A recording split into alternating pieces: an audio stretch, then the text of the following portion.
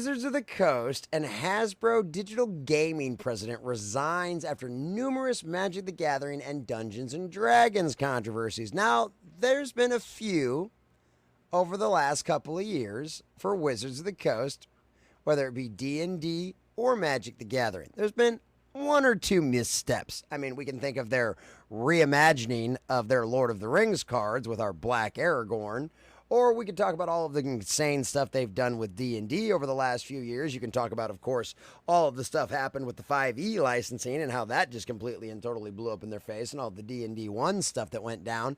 Well, apparently they're having some issues over the video game industry as well, and somebody has now resigned in shame over the entire situation. So let's check this out and see what they have to say.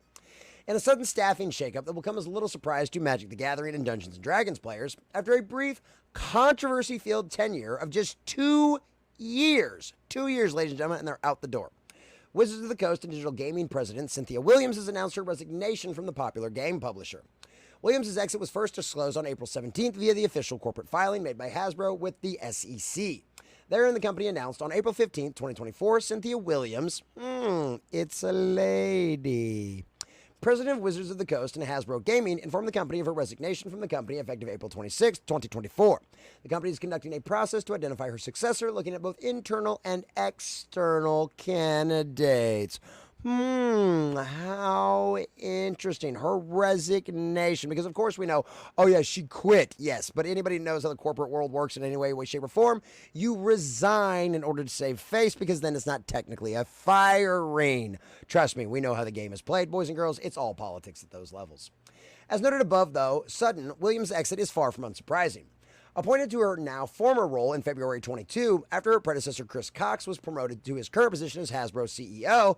Oh, so what do you want to bet they were grooming her for that position?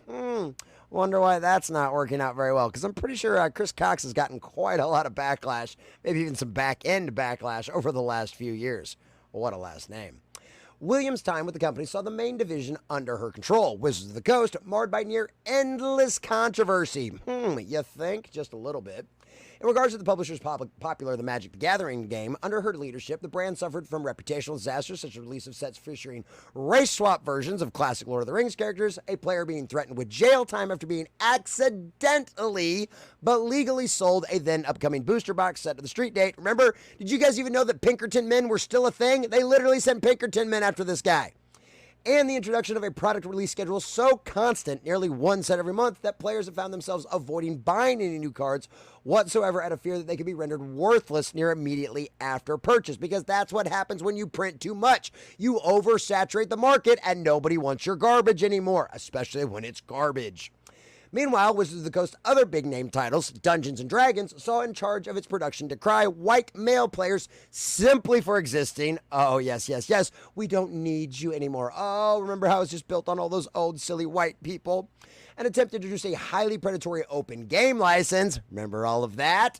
And make several sensitivity and diversity-related changes to its core identity, such as the removal of the terms race and half-species from the game's lexicon. Yes, and as a guy that is personally a half-breed, a mixed-race individual, I have a serious problem with that. And saying that mixed-race people existing is racist, well, that's actually pretty racist, because you're saying that the breeds shouldn't mix, and I'm pretty sure that's something that other really bad people in history said. Maybe those aren't lines that should come out of your mouth. Maybe that same thinking process should not come out of your mouth, because you're essentially saying the races shouldn't mix.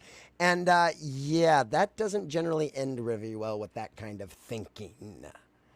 Further, and perhaps providing some insight as to why the publisher stumbled so much during her time in charge, as revealed by Williams herself in a 2022 interview, rather than ensuring their products remained accessible, affordable, and compelling, her main leadership focus for Wizards of the Coast was instead the continued promotion of diversity across both Magic the Gathering and Dungeons & Dragons. Oh, color us shocked. Her interest was never the fans, it was never the lore, it was never a consistency with the product, it was never sticking true to what much Dungeons & Dragons and Magic the Gathering so much fun and so enjoyable and such a renowned and worldwide, very well-known name.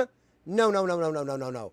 Diversity. Screw the bottom line. Screw the fans. Diversity is for diversity's sake. And if you don't like it, you're a bigot. Color us shocked there. since I got here, it's very much been about inviting more people to the party and making sure that they found a space where they could express who they are.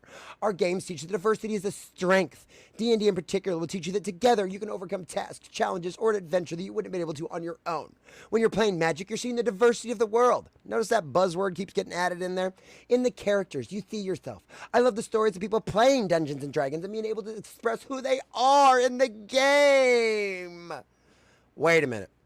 I thought the whole point of playing a role-playing game was to play as someone you are not.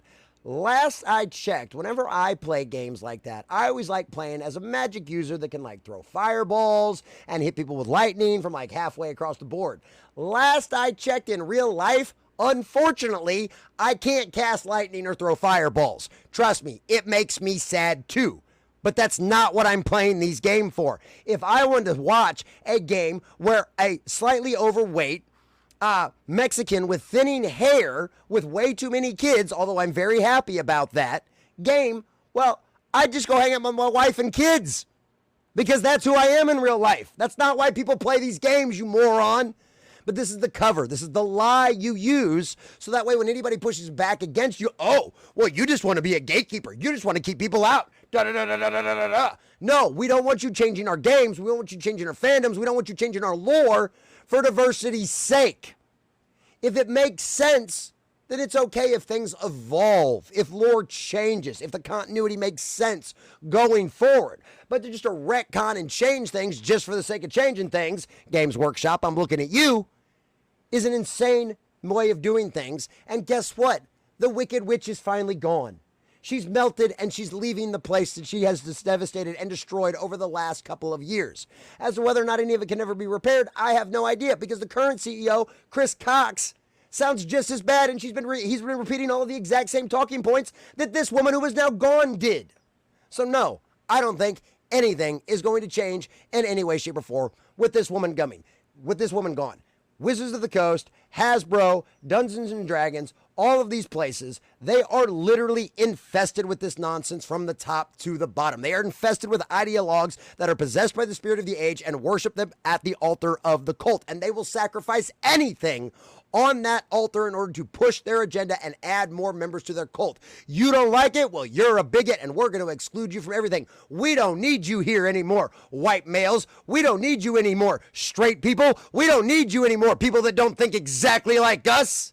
Yeah, how's that for real inclusion and diversity? It's only inclusive and diverse if you think exactly like them and you meet all of their immutable characteristics. Last I checked, those are the direct opposites definitions of diversity and inclusion. But knowing the way things are going in the modern era, they probably changed the definitions of those too.